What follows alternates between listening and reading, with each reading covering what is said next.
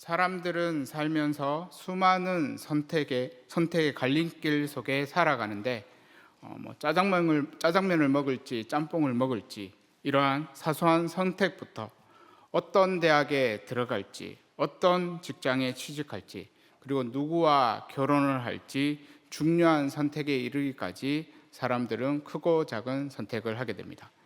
그리고 선택을 하면 다시 물릴 수가 없습니다. 그래서 우리들은 중요한 선택일수록 더 많이 기도하고 더 신중하게 선택을 해야 합니다. 그런데 우리들이 아무리 신중하게 또 최선의 선택이라고 선택한 거라도 그 선택이 잘못된 선택일 경우가 있습니다.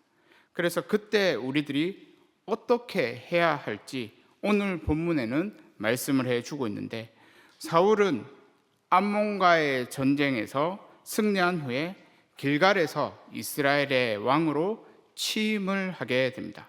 그리고 온 이스라엘이 크게 기뻐하였는데, 바로 그때 사무엘은 사울 왕과 이스라엘 백성들에게 사사로서 마지막 고별 설교를 하게 됩니다. 오늘 첫 번째는 새로운 시대를 맞이한 이스라엘입니다.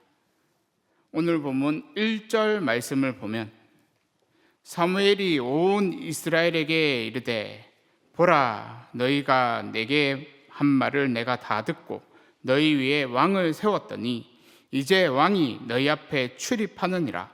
보라, 나는 늙어 머리가 휘어졌고 내 아들들도 너희와 함께 있느니라. 내가 어려서부터 오늘까지 너희 앞에 출입하였거니와. 여기 2절을 보면 출입이라는 단어가 반복되는 것을 볼 수 있는데, 출입은 통치의 의미가 있다고 말할 수 있습니다. 그러니까 열왕기상 3장 7절 말씀을 보게 되면 솔로몬 왕이 자신은 작은 아이다 하면서 출입할 줄을 모른다라는 말씀이 기록되어 있는데, 솔로몬은 왕이 되었을 때 수많은 백성들을 통치할 그러한 자신이 없어서 그렇게 말하게 되어집니다. 그래서 솔로몬 왕은 하나님께서 무엇을 구할지, 어떤 것을 줄지 그렇게 물었을 때 지혜를 달라라고 얘기했는데, 먼저 듣는 마음을 주셔서 선악을 분별할 수 있는 지혜를 달라고 간구하게 되어집니다. 그러니까 통치자에게 있어야 할 것은 듣고 분별할 수 있는 지혜라고 말할 수 있는데, 오늘 본문의 사무엘은 사사로서 1절을 보면 너희의 한 말을 다 듣고 너희 위에 왕을 세웠다고 말씀하고 있습니다. 그리고 이제 너희가 세운 왕이 이제 너희 앞에 출입을 하게 될 것이다 라고 말씀을 해주고 있습니다. 그러니까 사사도 통치하는 통치자입니다. 왕도 통치하는 통치자입니다. 그래서 지금 왕이 이제 이스라엘 땅 가운데 취임을 하게 되어지니까 사무엘은 이제 사사로서 은퇴를 하기 위해 고별 설교를 하고 있는데, 지금 이스라엘에는 새로운 시대가 일어났는데 온 이스라엘 사람들이 원해서 시작된 새로운 시대라고 말할 수 있습니다.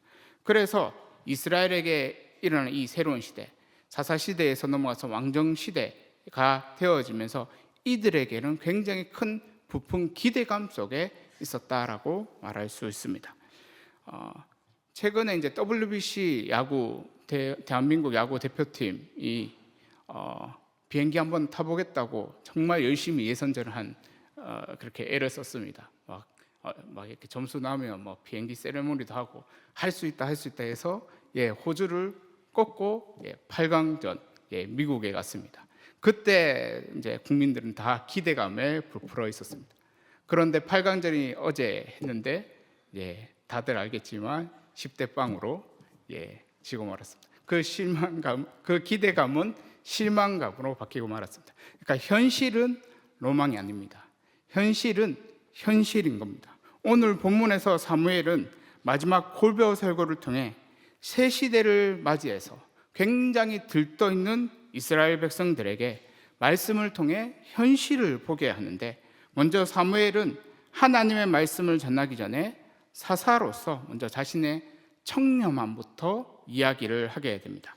오늘 본문 3절 말씀을 보면 내가 여기 있나니 여호와 앞과 그의 기름 부음을 받은 자 앞에서 내게 대하여 증언하라. 내가 누구의 소를 빼앗았느냐? 누구의 나귀를 빼앗았느냐? 누구를 속였느냐? 누구를 압제하였느냐? 내 눈을 흐리게 하는 뇌물을 누구의 손에서 받았느냐? 그리하였으면 내가 그것을 너에게 갚으리라 하니. 여기에 이제 빼앗느냐라는 단어가 나오는데 원어로는 라카흐라는 단어입니다. 이건 취하다라는 의미인데 3절에는 이제 빼앗느니라 그렇게 하고 난 뒤에 또 여기에 받았느니라 이렇게 되어 있는데 이게 다 라카흐라는 단어를 씁니다. 그리고 이 라카흐라는 단어는 사무엘상 8장에도 나온 것을 볼 수 있습니다. 사무엘상 8장에서는 왕의 제도의 위험성을 이야기할 때 라카흐라는 단어를 써서 결국은 왕이 세워지면 가지고 있는 것을 취하게 되는 자가 왕이라는 경고를 했던 것을 볼 수 있습니다. 그럼에도 이 이스라엘 백성들은 그러한 왕 우리에게 있기를 원한다라고 했고 드디어 그 꿈이 이들에게는 이루어졌습니다. 그런데 꿈이 이루어지면 이제 현실을 살아야 하는 것인데 사무엘은 지금까지 사사로서 왕과 같은 통치자의 역할을 했는데도 무엇 하나 취하지 않았다라고 이야기합니다. 그리고는 백성들도 사무엘의 말이 맞다라고 인정을 해주는데 오늘 보면 4절 말씀을 보면 그들이 이르되 당신이 우리를 속이지 아니하였고 압제하지 아니하였고 누구의 손에서든지 아무것도 빼앗은 것이 없나이다 하니라. 그러니까 사무엘은 사사로서 이스라엘 통치하는 자로서 무언가 빼앗지도 않고 굉장히 청렴하게 그렇게 살았고 백성들도 인정하고 있는 것을 볼 수 있습니다. 이 말은 이스라엘의 왕을 세우려면 사무엘과 같은 왕이 세워지면 꿈이 좋은 현실로 바뀌게 된다라고 말할 수 있습니다. 그러니까 백성들이 왕을 요구했으면 사무엘을 왕으로 세우는 것이 가장 좋은 방법이라고 말할 수 있습니다. 그런데 백성들에게는 사무엘은 너무 늙어서 안 된다고 생각했습니다.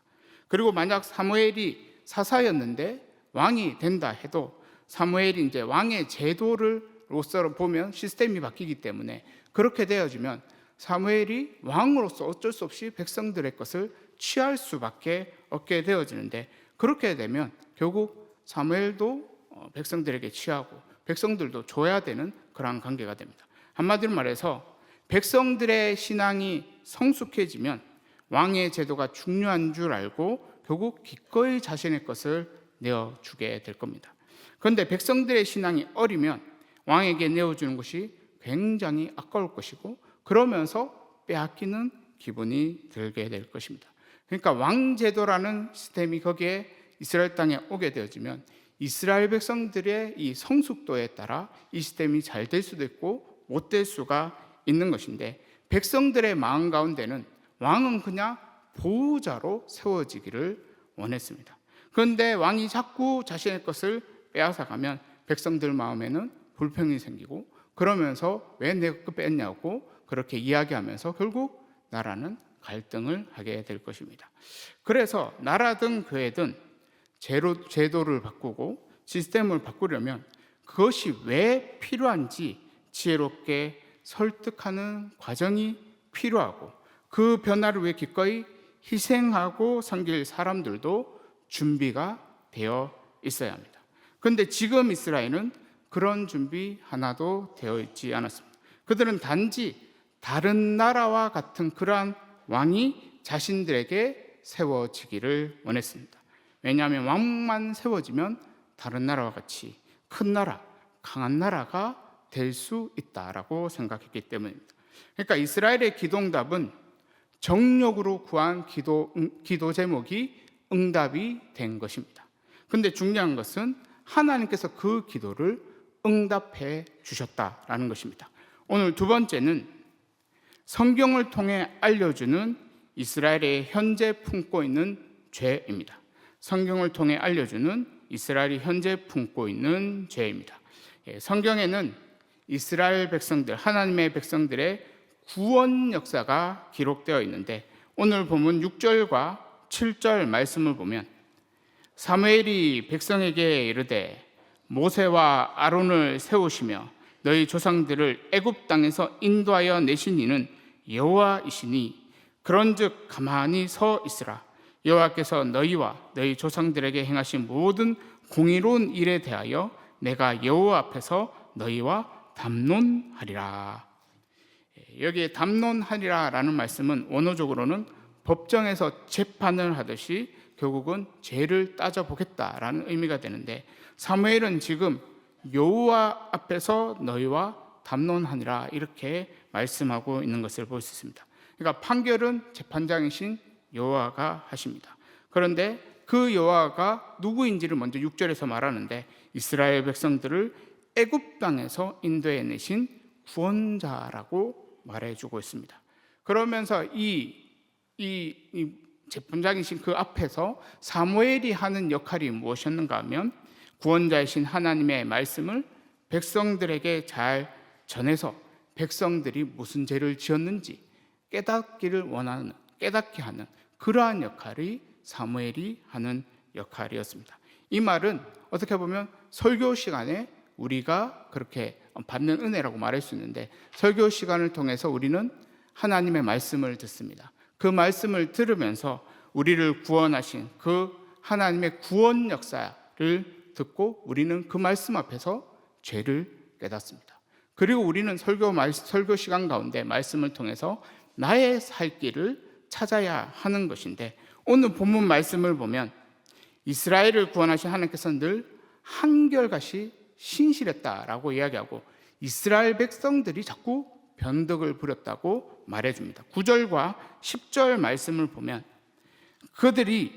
그들의 하나님 여호와를 잊은지라 여호와께서 그들을 하솔 군사령관 시스라의 손과 블레셋 사람들의 손과 모압 왕의 손에 넘기셨더니 그들이 저희를 치매 백성이 여호와께 부르짖어 이르되 우리가 여호와를 버리고 바알들과 아스타롯을 섬김으로 범죄하였나이다. 그러하오나 이제 우리를 원수들의 손에서 건져내소서. 그리하시면 우리가 주를 섬기겠나이다 하매. 여기에 보면 이스라엘 백성들의 문제의 시작점이 무엇인지를 알 수 있는데, 여호와를 잊는 것에서부터 문제가 시작된 것을 볼 수 있습니다.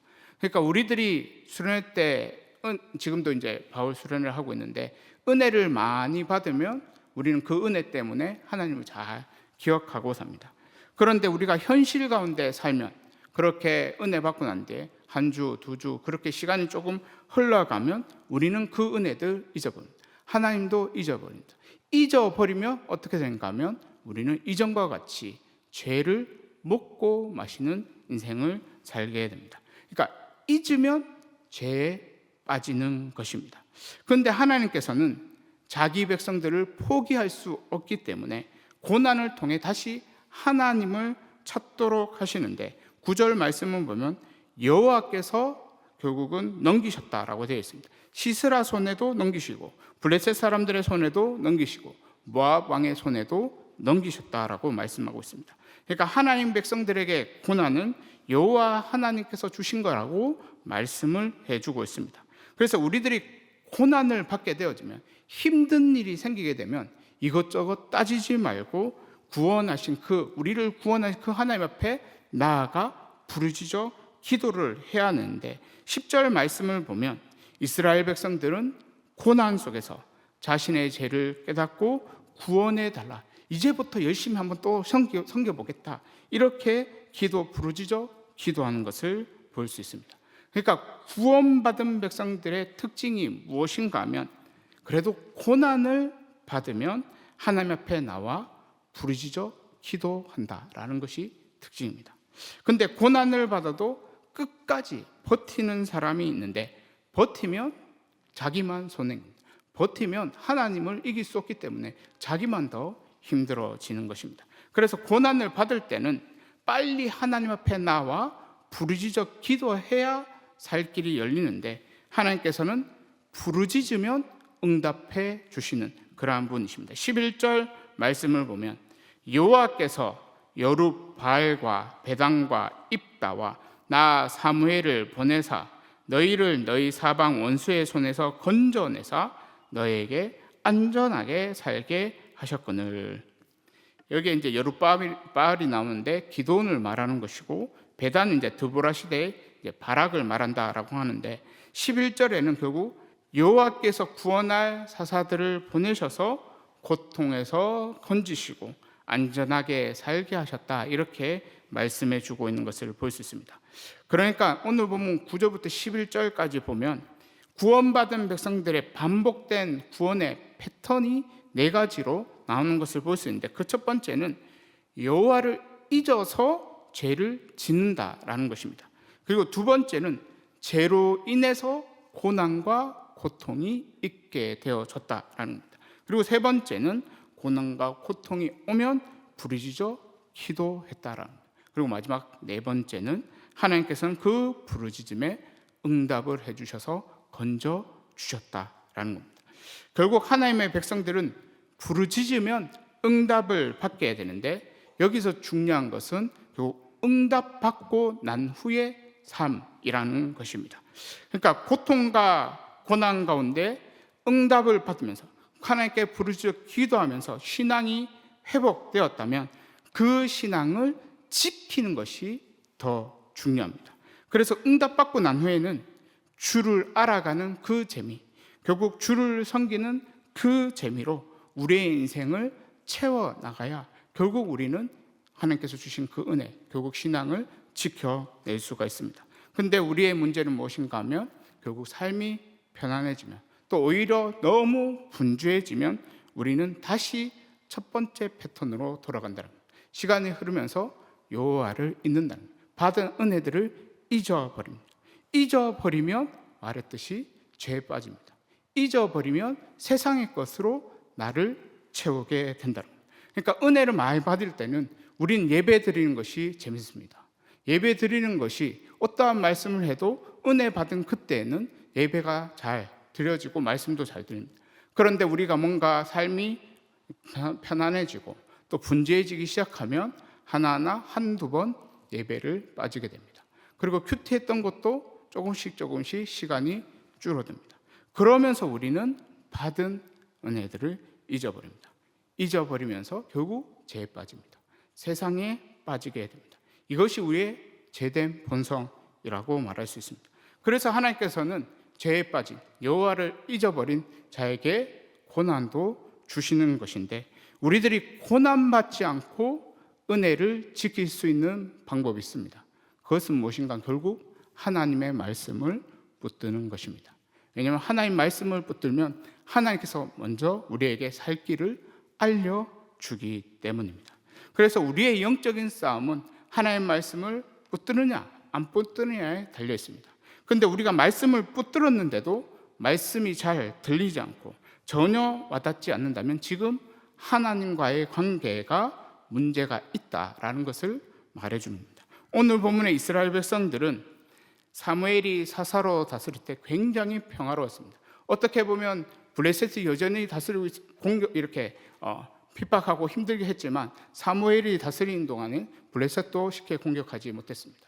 그런데 그러할 때 암몬 자손 나하스가 이 평화로울 때 계속 괴롭히는 겁니다. 막 이렇게 건드리고 11장 같은 그러한 전쟁도 있었지만 그 전부터 계속 건드리는 겁니다. 그러면서 이스라엘 백성들은 그때 힘들면 부르짖어 기도해야 되는데 이번에는 다른 나라와 같이 왕을 세워달라고 간구했습니다. 그랬더니 하나님께서는 이스라엘의 소원을 들어줬는데 13절에서 15절까지의 말씀을 보면, 이제 너희가 구한 왕, 너희가 택한 왕을 보라. 여호와께서 너희 위에 왕을 세우셨느니라. 너희가 만일 여호와를 경외하여 그를 섬기며 그의 목소리를 듣고 여호와의 명령을 거역하지 아니하며 또 너희와 너희를 다스리는 왕이 너희 하나님 여호와를 따르면 좋겠지만은, 너희가 만일 여호와의 목소리를 듣지 아니하고 여호와의 명령을 거역하면 여호와의 손이 너희의 조상들은 치신 것 같이 너희를 치실 것이라. 지금 사무엘은 그래 너희들이 원하는 거 하나님께서 들어주지 않았냐 이러면서 여호와를 경외하며 더 하나님을 잘 믿고 따르라 라고 말씀하고 있는 것을 볼 수 있습니다. 그런데 왕이 세워지고 왕이 통치하면 눈에 보이지 않는 그 하나님을 따르는 것이 힘들어 쉽지 않기 때문에 결국 사무엘은 14절 후반절에는 따르면 좋겠지만은 이라는 부정적인 말로 마무리합니다. 그러면서 15절에 정말 이스라엘 백성들이 듣기를 원하는 말을 하는데 결국 경고의 말씀을 하고 있는 것을 볼 수 있습니다. 그러니까 이미 소원이 이루어지고 이미 원하는 대로 인생이 풀리는 자들은 이 경고의 말씀이 잘 들리지 않습니다. 자신의 죄가 무엇인지 잘 알려고 하지 않습니다. 그래서 말씀을 들어도 잘 들리지 않습니다. 말씀을 들어도 자기가 생각한 대로, 자기가 계획한 대로 가는데 그러면 응답받은 후에 망하게 되는 겁니다. 결국 사무엘은 이스라엘 백성들에게, 결국 들떠있는, 기대감으로 들떠있는 이스라엘 백성들에게 결국은 경고의 말씀을 통해 죄를 깨닫기 원했습니다. 그런데 말씀을 들었는데 이들이 전혀 죄에 대해서 깨달음이 없는 겁니다. 그래서 갑자기 하늘에서 우레와 비가 쏟아서 죄를 깨닫게 합니다. 오늘 보면 16절에서 18절까지의 말씀을 보면 너희는 이제 가만히 서서 여호와께서 너희 목전에서 행하시는 이 큰 일을 보라. 오늘은 밀베는 때가 아니냐. 내가 여호와께 아뢰니니 여호와께서 우레와 비를 보내사 너희가 왕을 구한 일 곧 여호와의 목전에서 범한 죄악이 큼을 너희에게 밝히 알게 하시리라. 이에 사무엘이 여호와께 아뢰매 여호와께서 그날에 우레와 비를 보내시니 모든 백성이 여호와 사무엘을 크게 두려워하니라. 그러니까 밀베는 때는 비가 오지 않는 때입니다.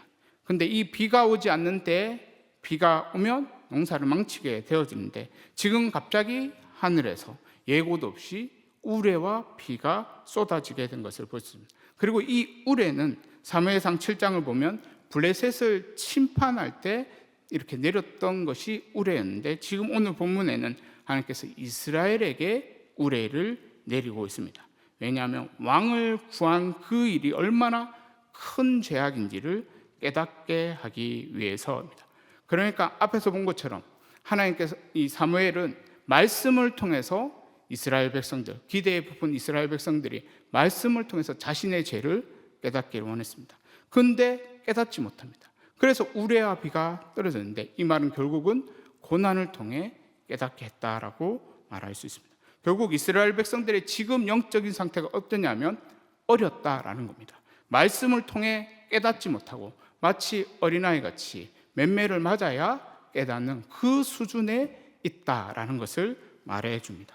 그래서 우리들이 하나님께 매맞기 싫으면 말씀을 듣는 이 시간에 정신을 차려야 되고 살 길을 찾아야 하는 것인데 오늘 보면 이스라엘 백성들은 매를 맞으니까 우레와 비로 결국은 이렇게 맞으니까 정신을 차려서 하나님을 두려워하고 자신의 죄도 깨닫게 되는 것을 볼 수 있습니다. 오늘 보면 19절 말씀을 보면 모든 백성이 사무엘에게 이르되 당신의 종들을 위하여 당신의 하나님 여호와께 기도하여 우리가 죽지 않게 하소서.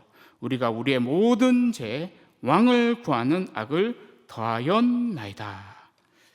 이스라엘의 죄는 마음의 죄라는 겁니다. 그러니까 왕을 세운 것이 죄가 아니라 왕을 구한 그 마음, 결국 다시 말해 정욕으로 구한 그 마음이 죄라고 말씀해 주고 있습니다. 그래서 그 죄된 마음으로 하나님을 온전히 따를 수 없기 때문에 지금 그 죄를 깨닫게 하셨던 겁니다. 그러니까 우리의 마음에 죄를 품고는 하나님을 온전히 따를 수 없습니다. 하지만 죄를 깨닫고 결국 회개하여서 죄 사함을 받으며 얼마든지 다시 시작을 할 수 있는 겁니다.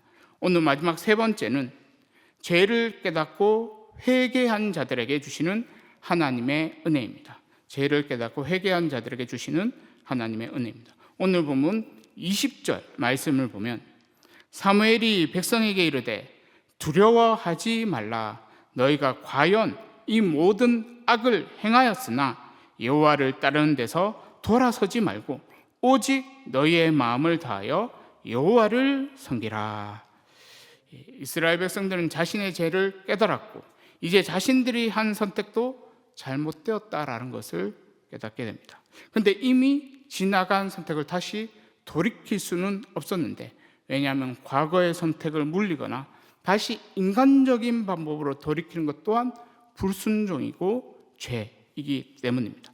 그러니까 광야에 있던 이스라엘 백성들은 아낙 자손들, 거인들을 보고는 결국은 두려워했습니다.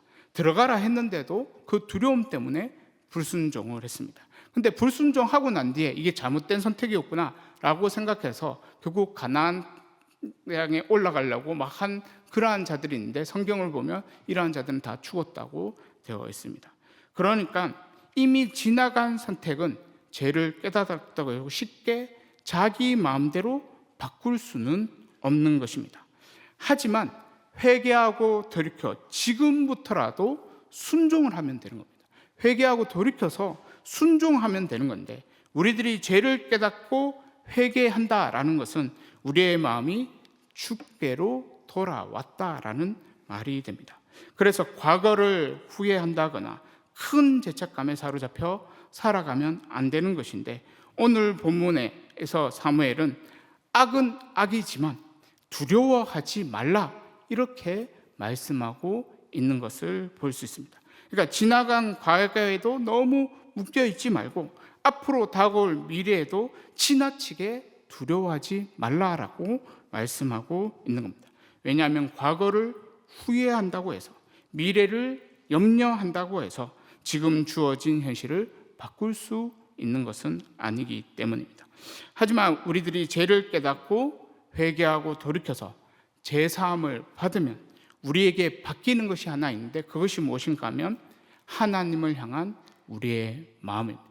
현실은 당장 바뀌지 않아도 하나님을 향한 우리의 마음은 바뀌게 되어집니다. 그래서 사무엘은 그 마음으로 오직 마음을 다하여 여호와를 섬기라 이렇게 말씀하고 있습니다. 그리고 21절에는 헛된 것을 따르지 말라라는 말씀도 해주고 있는데, 이것은 당장 현실이 바뀌지 않고 또 당장 미래가 바뀌지 않더라도 헛된 것을 인생의 돌파구로 삼지 말라라는 말씀이 되는 겁니다. 그러니까 한번 잘못된 선택을 하면 현실은 쉽게 바뀌지 않습니다. 하지만 오직 마음을 다하여 여호와를 섬기면 하나님께서 눈에 보이는 현실도 언젠가는 바꿔주시는데, 우리가 광야에 보면 여호수아와 갈렙은 결국은 그 가운데 광야에 갇혀 있을 때 그래도 마음을 다해서 여호와를 섬깁니다. 그리고 하나님께서 그 현실을 바꾸십니다. 광야에서 가나안 땅으로 들어가는 그 현실로 바꾸는 것을 볼 수 있습니다. 결국 현실을 바꾸는 것은 하나님이십니다. 미래를 바꾸는 것은 하나님이십니다. 그래서 우리는 오직 하나님을 신뢰하면 됩니다. 그리고 마음을 다해서 여호와만 섬기면 되는 것인데, 하나님께서는 자기 백성을 절대 버리지 않는다고 오늘 본문에는 말씀하고 있습니다. 오늘 본문 22절 말씀을 보면 여호와께서는 너희를 자기 백성으로 삼으신 것을 기뻐하셨으므로 여호와께서는 그 크신 이름을 위해서라도 자기 백성을 버리지 아니하실 것이요. 그러니까 하나님께서는 자신이 구원한 그 백성들 자기 이름을 위해서라도, 자기 명예를 위해서라도 버리지 않는다라는 겁니다. 그러니까 자기 백성은 끝까지 하나님께서 책임져 주시는데, 그런데 그 백성이 자꾸 자신을 하나님을 잊어버리니까, 받은 은혜를 잊어버리니까 결국 고난도 주시는데, 어떻게 보면 고난 또한 하나님께서 사랑한다라는 표현이 될 수가 있는 겁니다. 나를 좀 봐라, 내가 지금 지켜주고 있는 날 좀 봐라고, 그렇게 사랑의 표현이 될 수도 있는 겁니다. 그리고 하나님께서 정말 우리에게, 자기 백성들에게 원하시는 것은 지금 회개하고 지금 마음을 다해서 여호와를 섬기는 것을 원하시는데, 오늘 본문의 사무엘도 이제 사사로서 은퇴하지만 설교자로서, 선지자로서 이스라엘 백성들을 계속 사랑하겠다고 하는데, 그 방식은 기도와 말씀으로 사랑하겠다고 말씀하고 있습니다. 23절 말씀을 보면 나는 너희를 위하여 기도하기를 쉬는 죄를 여호와 앞에 결단코 범하지 아니하고 선하고 의로운 길을 너에게 가르칠 것인즉. 사무엘은 사사로서는 은퇴합니다. 하지만 선지자로서는 계속 그 이후에도 등장하는데, 이 말은 결국 선지자, 결국 목회자, 말씀을 전하는 목회자는 기도하기를 쉬는 것은 죄라고 말하고 있습니다. 그러면서 하나님의 말씀을 바르게 가르치는 것이 또한 책임이라고 말씀하고 있는데, 사무엘은 이제 선지자로서, 또 어떻게 보면 설교자로서, 목회자로서 끝까지 그 책임을 다하려고 하는 것을 볼 수 있습니다. 마지막으로 24절과 25절 말씀을 보면, 너희는 여호와께서 너희를 위하여 행하신 그 큰 일을 생각하여 오직 그를 경외하며 너희의 마음을 다하여 진실이 섬기라. 만일 너희가 여전히 악을 행하면 너희와 너희 왕이 다 멸망하리라. 여기 24절에 그 큰 일을 생각하여는 우레와 비를 내렸던 그때를 말하는 것인데, 죄를 품었을 때 그 두려움을 생각하라라고 말씀하고 있는 겁니다. 그러니까 경외심은 경건한 두려움에서 하나님을 향한 경외심이 나오는 것인데, 우리 안에 이 경외심, 하나님을 향한 또 두려움이 없으면 예수님을 믿어도 죄를 먹고 마시는 인생을 살게 됩니다. 그리고 우리들 마음 가운데 이 경외심과 두려움으로만 가득 차 있으면 또 마음을 다해 진실하게 섬길 수가 없는데, 결국 하나님의 백성들은 경외심도 가져야 하지만 마음을 다해 진실이 섬기기도 해야 하는 것입니다. 그러니까 죄를 품고 있으면 하나님 앞에 서는 것이 두려워야 하는 겁니다. 그래야 회개하고 돌이킵니다. 우리 안에 죄가 품고 있고 뭔가 하나님 앞에 서는 것이 두려우면 그 가운데서 이 문제가 있다라고 생각하고 하나님 앞에 나아가 회개하고 돌이키게 되는데, 하나님께서는 용서해 주십니다. 깨끗하게 씻어줍니다. 그러면 새 마음으로 우리는 결국은 마음을 다해 진실하게 하나님을 섬길 수 있습니다. 그런데 오늘 본문에 만일 여전히 악을 행하면 망한다라고 다시 한번 사무엘은 경고하고 있는 것을 볼 수 있습니다. 사랑하는 주의 청년 여러분, 우리들이 하나님을 섬기고 싶어도 삐뚤어진 마음으로는 여호와를 제대로 섬길 수 없습니다. 죄를 품고서는 여호와를 제대로 섬길 수가 없습니다. 우리 모두 경외심을 가지고 죄를 회개하고 사함 받을 수 있는 은혜가 있기를 바랍니다. 그래서 새 마음으로, 진실된 그 마음으로 오직 여호와를 섬기는 그런 주의 청년들 다 될 수 있기를 간절히 소망합니다. 제가 기도하도록 하겠습니다. 하나님 아버지, 우리들을 자기 백성 삼아 주시고 여전히 기뻐하셔서 지금까지 우리를 붙들어 주심에 감사합니다. 우리들이 구원의 은혜를 받은 주의 백성으로서 구원받은 백성답게 살기를 원합니다. 우리들에게 삐뚤어진 마음이 있다면 고쳐 주시옵소서. 과거에 묶여 있고 미래를 너무 염려하고 있다면 두려움이 사라지게 하여 주시옵소서. 그리고 우리의 마음에 품은 죄가 있다면 회개하고 돌이키게 하여 주시옵소서. 그래서 죄를 품고 버티지 않게 하여 주시고 하나님 앞에 나와 모든 죄 다 아뢰고 제사함 받는 큰 은혜를 허락하여 주시옵소서. 우리들에게 새 마음을 주시고 진실된 마음도 주셔서 지금부터라도 순종하고 지금부터라도 오직 여호와를 섬기는 우리들이 다 되게 하여 주시옵소서. 감사드리며 예수님의 이름으로 기도드리옵나이다.